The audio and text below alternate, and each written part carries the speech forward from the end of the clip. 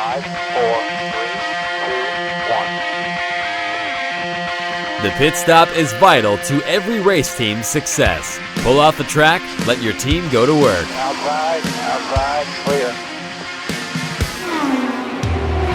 Change all 4 tires, fill the fuel cell, and make needed adjustments, all in 8 seconds or less.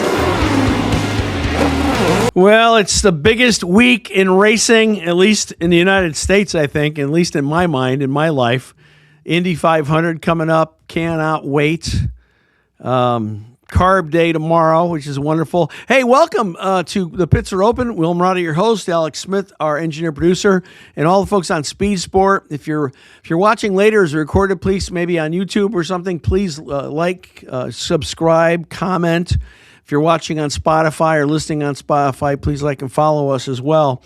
And then we always want you to go to our website, thepitsareopen.com. Sign up for our weekly newsletter. I have so much to talk about. We have 2 incredibly good guests today. You're going to love the program. It was an amazing thing. We were thinking that all month, through all the practices and qualifying, we barely had a car touch the wall. And I was thinking about it this morning. I said, I can't hardly remember a time in all my years of being an Indy 500 fan that we had such a clean month. And then the last practice of Monday took place. Alex, do you have that footage? This was brutal, absolutely brutal. I think started with Alexander Rossi, lost it, coming out of the turn, got hit by Palou. I think Romain Grosjean was involved in it as well. Oh, gosh. Just a really, really heavy contact. Good thing it happened on Monday, so they have time to... Ooh, that just massive into turn 2. Wow. That was just heavy contact. I don't know. It's just, wow. Man.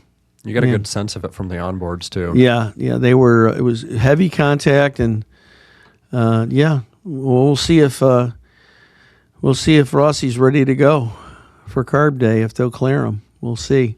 Anyway, big impact, crazy, and unfortunate too, because it was such a clean month and exciting qualifying. Of course, the Saturday qualifying got rained out. Everything got done on Sunday, and Alex Palou, hello Palou. What can you say, right?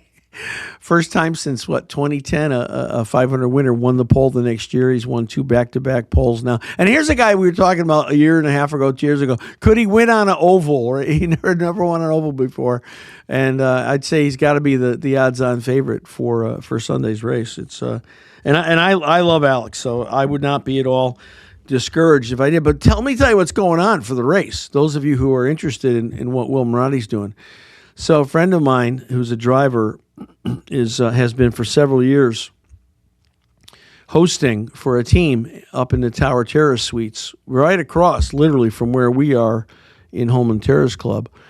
And I told him, I said, man, I'd love to be a fly in the wall and just shadow you and see what you do. So he says, yeah, I'll ask him if you can come up. I said, I'm there anyway, right? So I got a call from him a couple weeks ago, and he said, hey, you wanted to shadow me? I said, yeah. He said, I got something bigger for you. I said, what's that? Well, this team is so large. They have so many sponsors. Yes, they have their Tower Terrace Suites, which is a double wide. And then they do the pop-up, this giant pop-up that they plant usually in turn 2. And he said they want me to be in the pop-up this year, so they need somebody to host in the Tower Terrace Suites. And I'm like, you're kidding me, right? And he goes, yeah, I said you could do it. I said, well, I don't know if I can do it. I've never done it before. So anyway, they called, we spoke, and so race day, I'll be up in Tower Terrace Suite hosting about 160 guests, sponsors, executives with Aero McLaren, oddly enough. And so I'm excited about it. Different. I haven't had to work for a while because we haven't had sponsors in the race for a while. But I'm excited about it. It's going to be a lot of fun. I can't wait to do it. So look for me at the end of Tower Terrace. I'll be waving to you guys when you're watching the race. It'll be a lot of fun. Also, we launched this week to only our newsletter people our SVS Insider private membership group, which is going to be the porthole into Speedway Venture Studio. And there's so much to talk about that. But if you're on the newsletter list, we initially sent it to only what we're told by Constant Contact is our most engaged subscribers. So you'll be getting a link to the landing page, and you can read everything about it. And if you feel like you want to be involved, we would be so honored to have you be one of the founding members. We're looking for 150 founding members, and we would be thrilled if you would participate. That's why I say we want you to be in the newsletter. So go to our website, pitsopen.com, sign up for the newsletter, and it'll be great. We've got two great guests for you at the bottom of the hour. We're so pleased we're going to have back John Oreovicz. Oreo. John is just a brilliant journalist, commentator. He's an author, several great books. I think his best work, Indy Split, talks about the split of IndyCar and kart and IRL from 96 to 2008. Masterfully written. I think he completely captures all of the facts and emotions of it. He's got a couple of other books out. Class of 99, another great book. Really talks about some of the tragedy that took place in kart in 1999 and some of the things that have happened there. So John's going to be with us at the bottom of the hour. And right, our first guest is a first-time guest. And I found they have a wonderful podcast called Be Differential, which I thought was a cool name. And I reached out, and they accepted. So I'm so thrilled and happy to welcome Ava Gregory with us for the first time. Hey, how you doing? Hey, Will. How's it going? Thank you so much for coming on. I know it's sometimes probably challenging when you get an email for a message from somebody that you don't know, inviting you to come on a show you don't know about. So thank you. I really appreciate you being here. Hey, so tell us about your background. Sure. And tell us what lit the passion and fire in your heart for motorsports.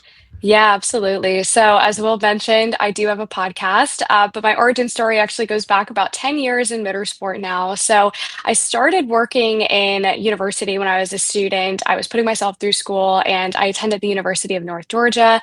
In that area is Atlanta Motorsports Park. And so I needed a third job at the time. And so I started working at AMP, and my only prior work experience was retail. So I started as a cashier, and then at the time, there was really some clear division between like men work outside, women work inside. And spoiler alert for this audience, I don't like being put in a box. So I had them kind of cross-train me in every position. So I became pit steward, corner marshal, worked on the carts as mechanic, and then ended up getting involved on their membership side as well. So that really kind of lit the fire. I was seeing the industry at a really acute foundational level. And I kind of started getting exposed to some of the hobby enthusiast side. After AMP, I transitioned to Road Atlanta, now Michelin Raceway Road Atlanta, started in hospitality and worked my way up and finished there as director of operations. And about 4 years ago this month, I joined the Hagerty team. So I now oversee all of our marketing partnerships that kind of spans motorsport, car clubs, automotive museums, some ad hoc events as well. So it's been a journey, but I think kind of getting into the space, and for me, my podcast, Be Differential, kind of started when I just noticed that when I was experiencing a lot of firsts in my career and tenure in motorsports. At the time, I was one of the few women. And so I just kind of wanted to show people that no matter your interest or skill level, there's a place for you in motorsport that might not be so obvious, like drivers and so on. Sure. Hey, listen, we're going to take a break, show some love to one of our sponsors, and then we'll be right back. Ava Gregory is our guest. When I get back, you've had so many incredible experiences in such a compressed amount of time. I want to know what was your favorite, if you can name one when we get back. All right. Thanks. So don't go away. Love you guys on Speed Sport. Keep watching. We'll be right back. This segment is brought to you by Schaeffer Manufacturing. Schaeffer Oil. When performance is non-negotiable and equipment is pushed to the edge, Schaeffer shines. This is protection that shows up when things get pushed to their limit. Their advanced lubrication technology reduces friction, runs cleaner, lasts longer, and it helps prevent the kind of breakdowns that cost time, money, and momentum. That's why professionals in trucking, farming, and racing trust Schaeffer. No gimmicks, no shortcuts, just performance that holds up. Learn more at SchaefferOil.com. Hey, thanks for watching. Pit's Open here. Will Marotti, your host, and joining us for the first time guest, hopefully it won't be the last time, is Ava Gregory, and she is an emerging voice in automotive and motorsports industry. I'm so impressed. You mentioned Hagerty. Is Chandler McCallum? Is he still with? Do you know Chandler? I do know Chandler. Okay, Chandler was one of the first colleagues that I kind of interacted with. Yeah. Okay, good. Yeah, we've done some work together. I like Chandler a lot. In fact, I got him into our Home and Terrace Club suite one year. Remember, we watched 500 together. He's a great guy. I love what Hagerty does, and I love Chandler. So you've had this broad experience in a relatively compressed amount of time. What has, if you could pick one, what has been your favorite assignment to this point? It is a hard decision because there are elements of every role that I enjoy, but I think overarching, I learned the most in my director of operations role with Road Atlanta. I think it was probably the position that I felt the most imposter syndrome entering. And so I was really looking forward to tackling it head on. Yeah. I would say at a snapshot, director of ops is a really rewarding role. And why? What about it did you like? What about it was fulfilling, challenging? I mean, literally everything. It's interesting when you're the person at the age of like 21, 22 being on call when things are on fire, or when there are alarms going off and things like genuine literal fire. I think it was really cool to be entrusted with my ability and what I had already proven at that point. And I had really amazing team members that I worked with that were supportive, both in kind of the team that's reported to me as well as my peer level. I think there were just so many elements of that position in particular that felt really special. And it's really amazing when you look at like IMSA's Motul Petit Le Mans and you know that you and your team put that on. Really, really special to look at kind of overarching whole events like that. Yeah, that's awesome. So you have your podcast, which is very cool. What else are you doing right now? This is a great question. I own a couple cars that are classics. And so when I have free time, I'm working on those. So I have a 72 Carmen Ghia that actually for this audience I'm selling. But I have a 69 Beetle that has really been a fun project car. So when I was working at Atlanta Motorsports Park, it was kind of that accessible entry point. So bought it when I was in college. For a time, it was my only car. So I did a lot of walking for a period there. But it was a great learning opportunity to really get my hands dirty and really get involved. So I ended up replacing the engine, watching YouTube videos, and have since kept up over the past few years. I reacquired it last summer and have since been learning some welding, replaced a floor pan, and a number of other things. So it's become really a through and through motorsport and automotive has consumed my life. That's good. I mean, it's so funny you mention that because I remember when I was a kid, there was a movie about a love bug beetle called Herbie, right? The love bug, and then it rebirthed again, and I remember my daughter watching the new Love Bug movie, so it's kind of cool. Beetles are fun cars, and I remember when we were in high school, we had a teacher. I won't say her name. We had a teacher, Alex, that was drove a Beetle, and we disliked her so much we took her car and picked it up in the parking lot and turned it sideways in the stall and left. Because we were such nice kids. 4 people to pick it up. Right? We about 6 of us did.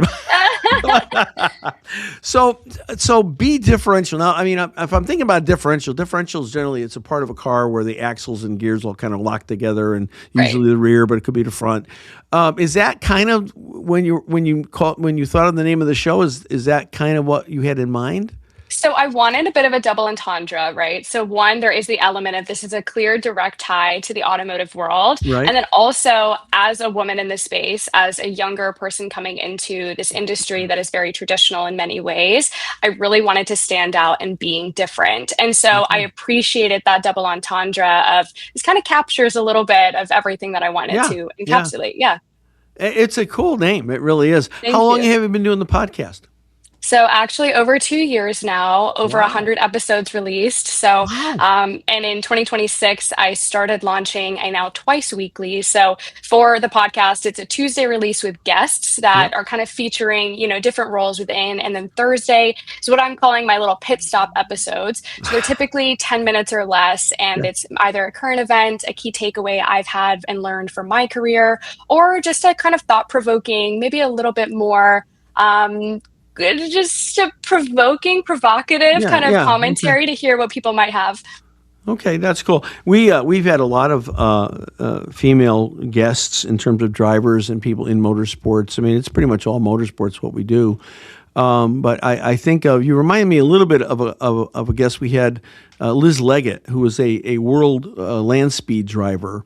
Oh, wow. And but she's in everything. She's in the photography. She's in the music. She restores old railroad engine. Big railroad. I mean, That's she's awesome. all kinds of stuff. So like, it's pretty cool that you're involved in a lot of things like that as well.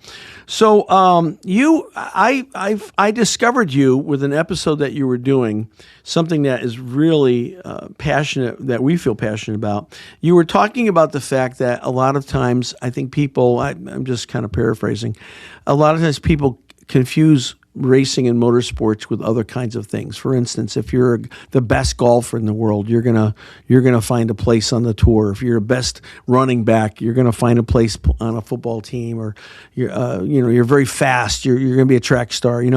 Those are all merit-based kinds of things. Your ability will allow you to rise to the top. That's not necessarily true in motorsports, because motorsports isn't really a meritocracy. It's really a capital sport. Would you expand on that a little bit? Because I think you really articulated that very well in that segment that I listened to. I appreciate that. And I wish I recalled exactly what I said in that one, but it's a very true statement. When we look at, it's not a talent issue that this industry has, it's an access issue, it's a funding issue. And so this can be from a gender specific view, it can be from the established teams that have been around and, versus the kind of starter teams. And really unfortunate challenges that are present here is that when we look at teams or individual drivers, there is so much funding that just goes into the pre-track time, right? The development, the seat time, the physical training, the dietitians. And so if you are not able to invest in getting to pay for a practice session at a track, you don't get to see the track outside of a simulator before your first time racing on it, or qualifying or practicing during a session. And that really, really ostracizes a lot of extremely talented individuals. And we see that, across every discipline of motorsport, across different ages, no matter what it is. And so absolutely, it's a funding issue. And we've started. We just this week, in fact, launched a new group. We started something called Speedway Venture Studio, which is a capital attractor, we hope. Excuse me. And so we just this week launched, exclusively to the folks that are our newsletter subscribers, something called SVS Insiders. And it's a portal to that group. And the whole reason for starting that was the fact that I know, and I know you know too, a lot of drivers that are on the outside looking in. A lot of teams that, they're going barely making it season to season. They're addicted. It's racing. We all know this, right? If you'll admit it, we all know racing is a horrible business model. Racing, it's horrible.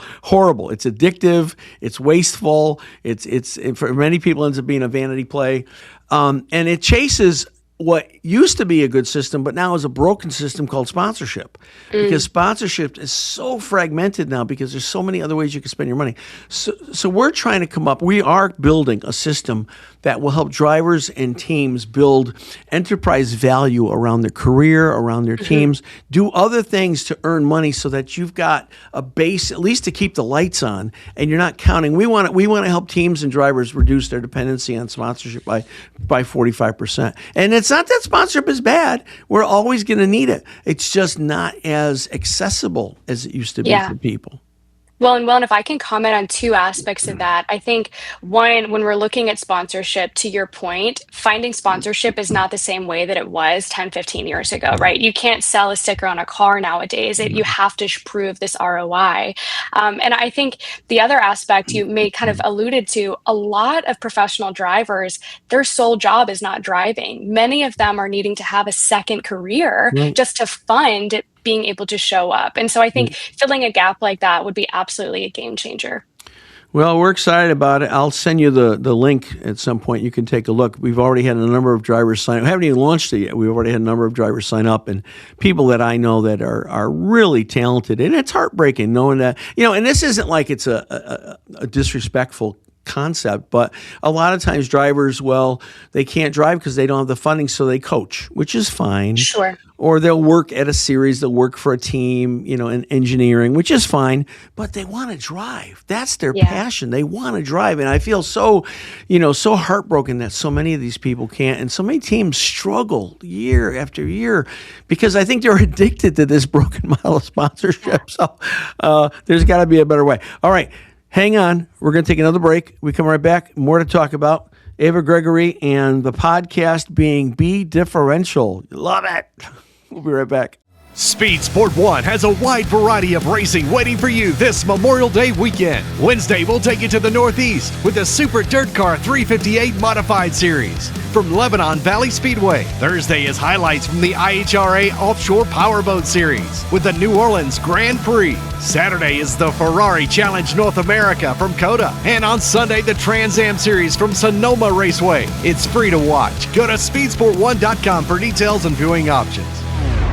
Man, this has got to be one of the best racing weekends of the year. I mean, okay, it's the Indy 500. What else do you have to say, right? But in other kinds of racing in Indiana, on Friday night is the fabled Hoosier 100, which is a Silver Crown race. And then on Saturday night is the Little 500, where they're going to be running 500 series sprint cars for 500 laps up at Anderson. Then you've got Formula One. You know I'm not a Formula One guy. I used to be, but I'm not anymore.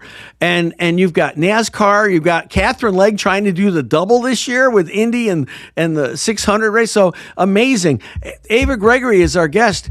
Are you like a multiple discipline fan, or do you have something that you really focus on in motorsports? So I'll admit, I would consider myself a poor fan in general. I think when you work in it, it's a little hard to be a fan. But I will say, despite your comment a moment ago, I do enjoy F1. I'm looking forward to the Canadian GP. And outside of that, I'm typically sports car, but I'm starting to learn a little bit more about IndyCar and getting more into that space. I know. Somehow this is a discipline I haven't learned as much in. So I'm really, really excited for the Indy 500 this weekend, though. There's already a lot of coverage going on with qualifying and that compressed timeline over these past couple of days. So yeah, really, really eager to see what happens. It's been crazy. And I've been going for a long, long time, and we've been in the race several times as co-entrants. So we're always there working, entertaining sponsors or doing something else. And then I haven't since 2020 was the last time we were in with Santino Ferrucci. Except now this weekend, I'm actually hosting for McLaren up in their tower, exciting. and I'm like, I'm nervous. I actually admit I'm nervous about it a little bit. Like, wow, I've never done it before, but I think it's going to be a great opportunity. I hope there's no rain delays. We don't want to get stuck up there for hours and hours. But when you, how do you come about getting your guests? That's always a challenge for us. Is finding guests, getting them booked and timed and scheduled. You were very responsive. Thank you so much. How do you do guests for your show? Well, it's so funny when you started this show and saying, I'm a victim of, you just reached out blindly on a website. That is exactly what I do. It can be an Instagram DM, a LinkedIn message, a blind email through a contact page. And then fortunately, it's been established long enough now. I think that some folks are starting. I'm getting some inbound requests and have. But yeah, it is a little challenging. Sometimes you have an influx and other times you're like, I need to kind of stack some things. But yeah, no, it's been interesting. And I think now after 2 years, I've got a good cadence down of scheduling and, preparation. I'm trying to teach Claude how to do that for me, but it's not working out yet. Build out an entire content hub. It will do it. We had a couple weeks ago, Alex. I don't remember if you. I know you remember. I don't remember how long ago it was because they all kind of weeks just run together. The shows run together. But I had 2 guests cancel the same week. Oh, wow. And now I'm scrambling like Monday morning. And you know what? It just worked out. How long ago? Yeah. 2 weeks ago, yeah. It just worked out. We got great guests. The shows are fine. But generally that doesn't happen. First time ever. I've had 1 guest cancel. I've never had 2 cancel the same show. So, and you have to be flexible, right? I'm sure you've had it happen. You've got to be flexible. But you've been doing your show. We've only been, a little over a year, I think. About 14, 15 months we've been doing our show. So it's hard to get started. How can people get a hold of Be Differential? What's the best way for them to listen or watch? Easiest way, bedifferentialpodcast.com. That will link you to all of the socials, email. There's a newsletter I just launched, so I'm very excited about that. Good. But yeah, looking forward to it, bedifferentialpodcast.com. Super simple. Good. And I linked your podcast on our newsletter that went out this week. Thank you so much. So we've got a pretty faithful group on our newsletter. And so, guys, make sure you click on, you'll see it in the where the guests are listed. And on Ava, Ava's name will be blue. Everything else is black. Ava, click that, and that takes you to the Be Differential podcast. What are your plans for the show? What are your aspirations? I'm really excited, actually. I have some things that I can't quite talk about, but that have been in the works for a while. I think really starting the podcast, I wanted to ensure it was my passion project. So I didn't want to monetize. I didn't want it to be a business. I really wanted to make sure my mission was true through and through. Mm-hmm. And now we've been able to build this platform and have a good listener count and kind of following to build this community. So I have a lot of dreams and plans for it, but there's some things in the works that I'm really optimistic we'll see later this year. So good. Yeah. When we started the show, I didn't really start it. I never thought of monetizing it. I really started to help our sponsorship seeking to give us a bigger digital footprint. And then we got picked up by Speed Sport. I'm like, oh my gosh, now we're streaming on Speed Sport, and they do the show watching tonight, Thursday night they're watching, and then they'll replay, they'll do an encore usually on Sunday. And so we get a second swing at the ball then as well, and it's really a lot of fun. You must enjoy it. I just love doing it. I'll tell you, it's so amazing because being in the industry for 10 years, like there's never someone you meet that isn't cool. You know what I mean? Everyone's so individual. Everyone has their story and every single path is different, which is such a good reminder that there's not like some linear route to follow. I have the best time with it. Good. Well, we ended up going to PRI back in December, and I've gone many times as a spectator, an attendee. But we actually set up a booth, and we did a ton of interviews. That's and awesome. I was amazed at how many people were, once they found out we were doing this, how many people were coming to us wanting to get on the show. How many people were emailing us, texting us, wanting to get on the show. People really enjoy it. And I just, I like to talk anyway, so it's just. Yeah. No, I love that. 2 years ago, I did an interview with Lynn St. James at PRI, and it was just awesome. It was so much fun, and especially when you could do it in person too. That's something special compared to the digital. We had Lynn on. We had Shirley Muldowney on. The amazing! Drag racing. We had Linda Vaughn, the first lady of racing, on, and then others too that came on as well. So it was really a lot of fun. What do you have coming up? What's your next episode or next? So next episode's tomorrow. I have Madeline Tabor, who is a rally racing driver, joining. So really excited about that. And then I'm seeing a lot of NHRA, IHRA, kind of some drag racing mention here. The following week, we actually have a Top Fuel drag racing team owner coming on also. Wow. So look forward to that. But yeah, lots of diverse kind of things and experiences coming in. Good. They set us up almost across from the NHRA stage at PRI. Wow. So that's awesome. we had NHRA people just walking over. That's and amazing. I was interviewing his funny car driver, Chris King. And in the middle of the interview, he starts laughing, and we got funny car champion Matt Hagan photobombing us while we're filming. So Matt came on the show, and it was really cool. I mean, they're very easy to talk to, and I think everybody gets it in this business. We're all trying to do our thing, and everybody works together, tries to help each other, and I love the camaraderie about it like that. Absolutely. Likewise.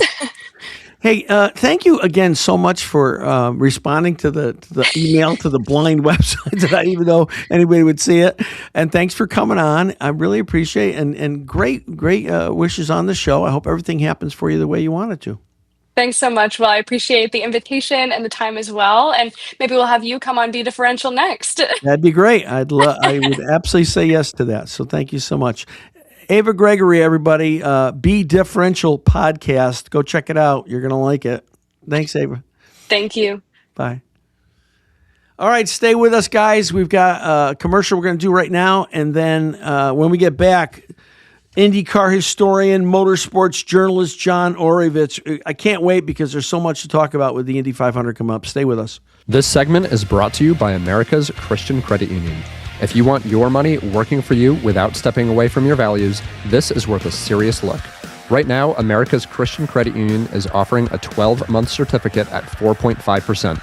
That's one of the highest rates in the nation, and it's all available for a limited time to new members. You can open with as little as $1,000 or invest up to $1 million. It's called a term share certificate, similar to a CD, but grounded in mission. Lock in the rate while it's available. Visit americaschristiancu.com/pits to get started. All right, welcome back, everybody. I'm so excited. This is, other than Christmas, this is my happiest time of the year. And going to the 500, going to the events. This year, hosting the McLaren Suite is going to be wonderful. Just really enjoying it a lot, and thinking about who's going to win. Who's going to win the 500? Who would you? You can go to our website, and when you get to our website, you'll see in the bottom right hand corner there's a small microphone icon. If you click on that icon, you'll be able to leave a voice message. So I want to encourage you to go on your phone now, pitsareopen.com. Go on your phone, click the microphone, and tell us who do you want to see win the 500 on Sunday. How many Pato fans do we have out there? How many? I was going to say Rossi fans, but I mean, he crashed his car on Monday. He's not looking too good. Who would you like to see win? What team do you want to see do well? I mean, I got to tell you, I have one really sentimental favorite. I have two favorites that I would love to see either one win. One is Rossi's partner, Christian Rasmussen. We've had Christian on the show. We love Christian. Love to see Christian win. That would be so awesome. But my sentimental favorite is always Connecticut's own Santino Ferrucci.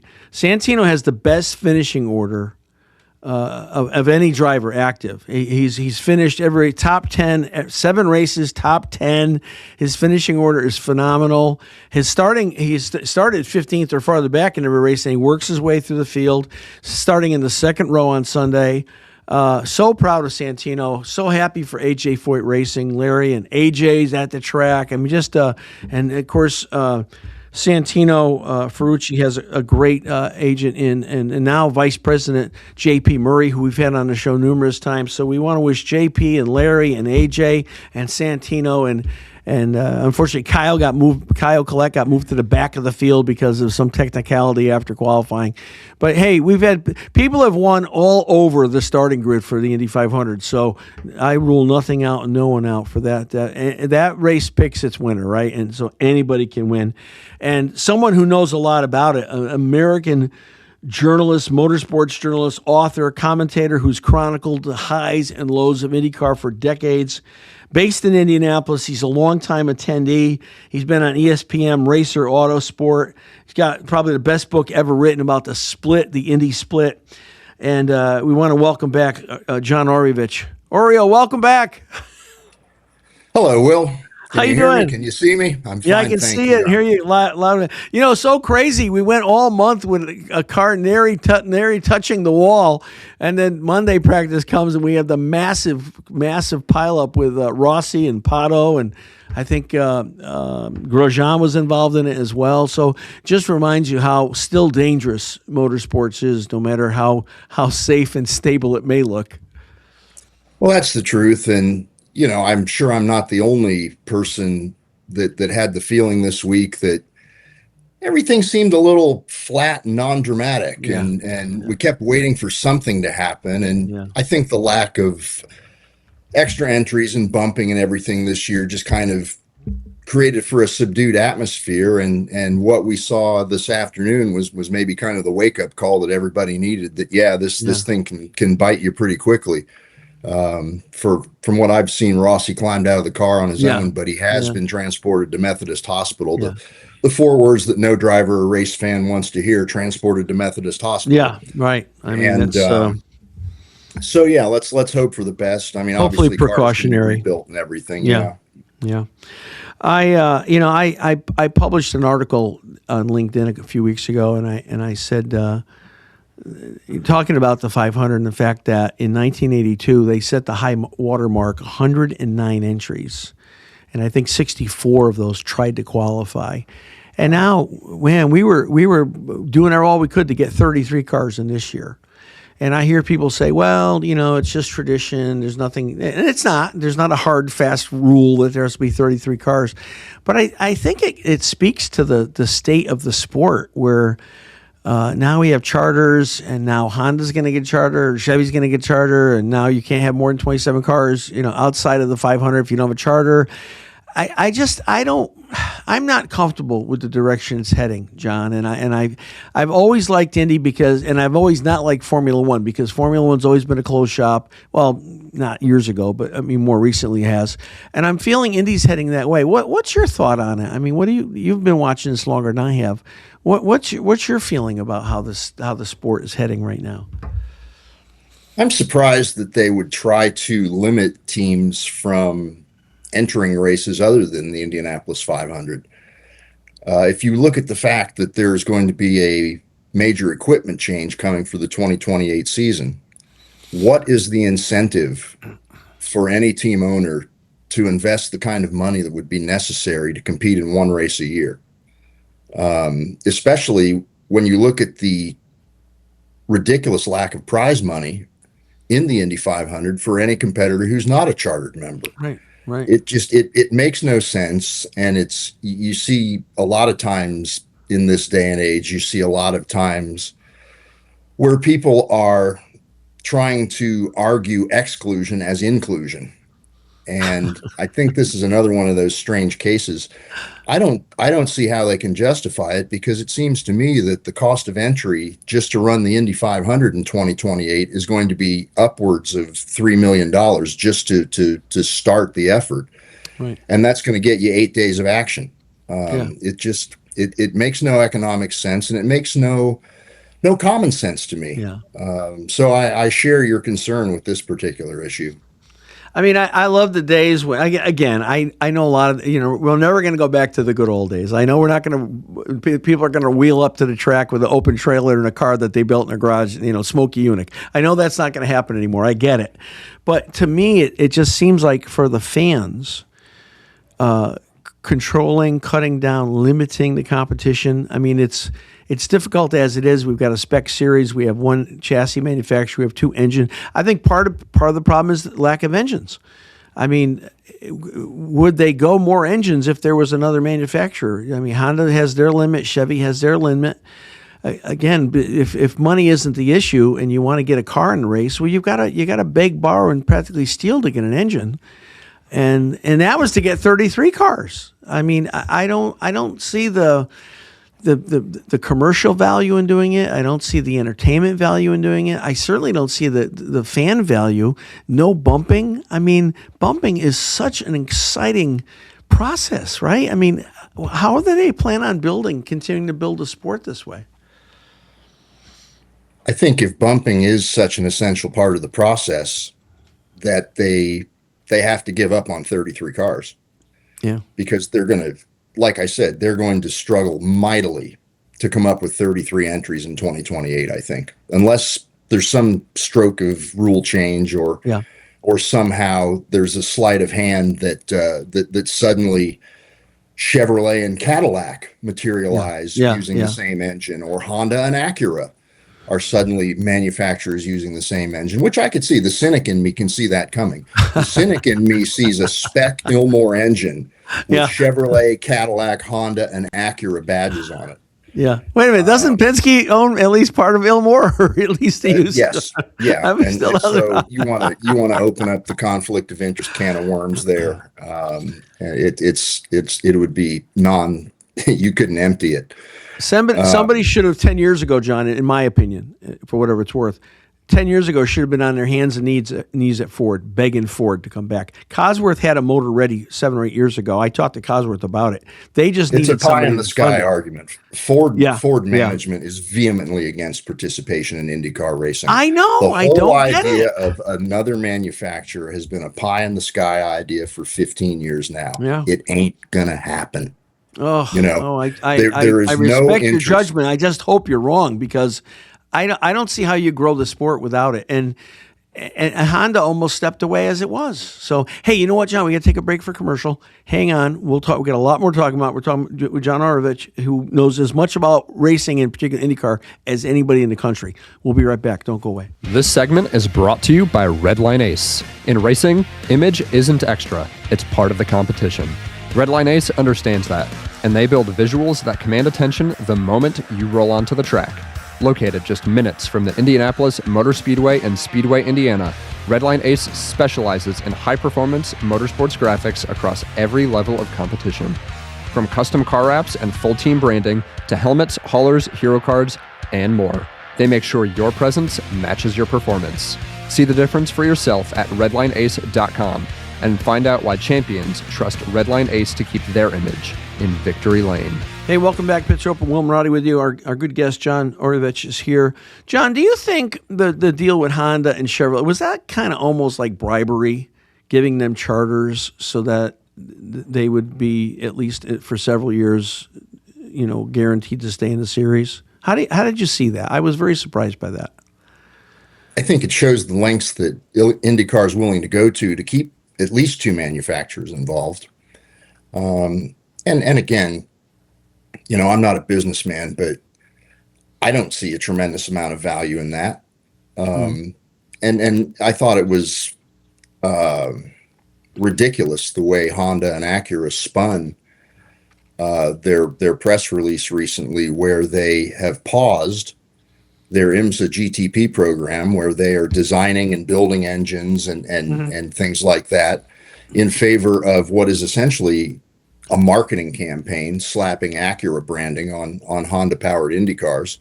To me, it was obscene the way they portrayed it as a growth of their program, where it's a clear retraction. But it's difficult times because you can tell that Honda has struggled to find value in IndyCar racing, which was why their continued participation was questioned. But now they also found difficulty extracting the value out of the IMSA program, and now we see that really the root cause of it all is that the Honda Motor Corporation has suffered its first corporate loss in its 70-year history, including a $16 billion write-off on electric cars that will not come to fruition. And it's unfortunate that a quality racing program like the Acura IMSA program is the victim of electric cars being forced upon a world that isn't quite ready for them. And again, I know a lot of this is politically motivated, but when you look at the manufacturers, not Honda, but look at Ford, look at GM, they have pulled back billions away from their EV program and started going more towards a hybrid than a pure EV. Stellantis, the same thing. I mean, when does public demand and manufacturer hunger for EV, when does that match? When do the manufacturers start listening to the public, do you think? Well, I think Formula One's the biggest example of that right now, where the manufacturers attempted to force a higher level of electrification into Formula One, and the racing has suffered clearly. The application of electrification into Formula One style racing is not working as it stands at the moment. No. And I think all forms of racing, they have to ask that fundamental question. Do we want to be racing for the entertainment, the traditional entertainment value of car racing? Or do we want it to be a vehicle, so to speak, for modern trends? And in that regard, it's becoming clear that electrification and traditional racing don't share the same, values or other things.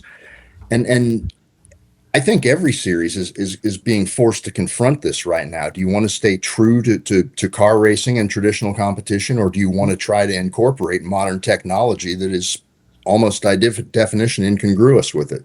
Yeah, I mean, look at Formula One now. They're saying what, V8's back in 31 or something like that. I mean, I think people love loud, ground shaking engines. I think people like that. That's what racing is about. And I don't know how they think.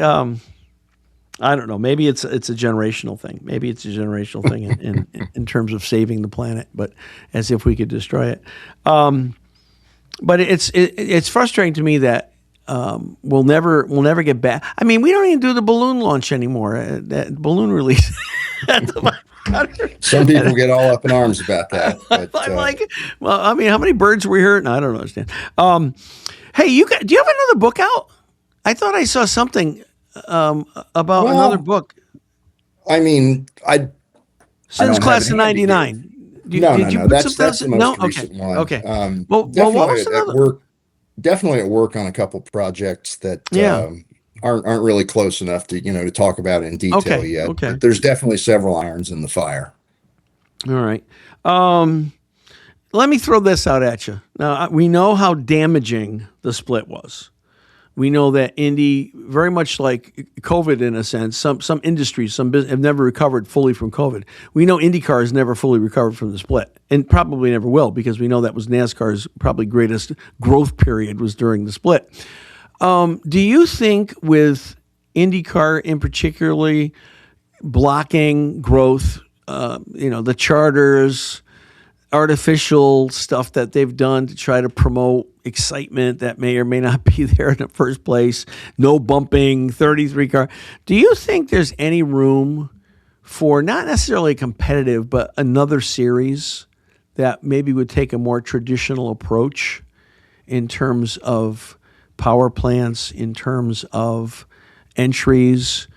We always say, we can't have more than 27 cars on the road courses. Well, I don't know about that, because some of those road courses are IMSA courses and they have 42 cars on them. So I don't know how that works.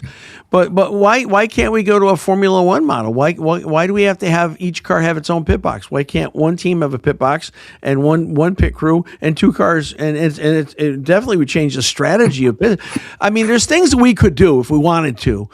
Do you think there could be room for, again, I'm so careful about this because the split was so damaging, but do you think there might be room for another kind of competitive, if it was a top level series to bring a more excitement to open wheel racing in America? Absolutely not. Yeah. All it would do is it would be divisive in the same way that the kart IRL split was. Mm-hmm. There's no room to split the pool right now. Yeah. It's hard enough to find 25 people that want to, 25, 15 people or whatever the number is to make the investment and the commitment. Yeah. There's not a big enough pool. There's not enough motivation. And I mean, it's just a non-starter. Yeah, you don't see it. You don't see it happen. And the other thing I have to say is that look at what happened in golf with Live Golf trying to split off from the PGA Tour. And that's done nothing but create uncertainty and strife in the golf world. So it's a terrible, terrible, terrible idea. Yeah. I think about it though because of the drivers. I mean, drivers are at a point where are you going to find 60 drivers? Look at the 1996 Indy 500 in the field. Look at the fabled Michigan 500. Yeah. Don't kid yourself that there's drivers, mechanics, anything to support more than what is. Well, and that's what we did. We did a little bit of a study, and another article I wrote a few weeks ago about unemployment rate of American drivers, and what we came up with, and others argued that it was higher than this, that I was too low. I heard about it, but we said we had 70% unemployment rate in America with drivers. SCCA alone has 20,000 registered entrants and competitors, right? And you get into the ladder series and you go to USF and USF Pro and maybe you get to Indy, and then you're topped. You can't go anywhere because there's no seats. There's nowhere for you to drive. So families have spent in some cases millions of dollars getting you to this point, has been. Isn't there a place for these drivers to go other than to become coaches, or maybe if they're lucky enough to get an IMSA seat? We've got drivers now that in IndyCar that are on the outside looking in. I don't have the answers to your questions. It's a big industry, and it is a meritocracy. Only the best survive, no matter what field of the industry you're in. Mm-hmm. And there's simply not the economic base to grow things any more than they're at. A lot of people would argue that the sport overall is in a very successful period right now. And there's a lot of evidence to support that. And, just because there's a squeaky wheel that says there needs to be 42 cars at the Indianapolis 500, it's not going to magically happen. Yeah. Well, I don't know if you agree, but I think the investment of Fox into the series was probably one of the biggest things to help in terms of. It's a double-edged sword as well, because why? What does it say about your sport or your competition when a media company is directly controlling it? Yeah, it's different than Fox is a different kind of media corporation than Liberty Media. Fox is a direct conduit. Right. Whereas Liberty Media is just some, company off in Denver that has its fingers in a lot of pies. Yeah, it's true. John, we are out of time. Thank you so much. Always a pleasure. Good to see you. Hope to see you over the weekend at the 500 somewhere. And always appreciate your viewpoint and what you think. Thank you so much. Thanks for the time. Okay. John Oreovicz, everybody. Hey, guys, that's it. That's it for us. It's a wrap. We're done. Alex, thank you so much. Everybody on Speed Sport, thank you so much for watching us. And, hey, watch for me on Sunday at the 500. I'll be at the end of the Tower Terrace suites. The last two are the McLaren suites, and I'll be waving to you with my McLaren shirt on. So look for me. Anyway, hey, thanks so much. Love you guys. God bless you.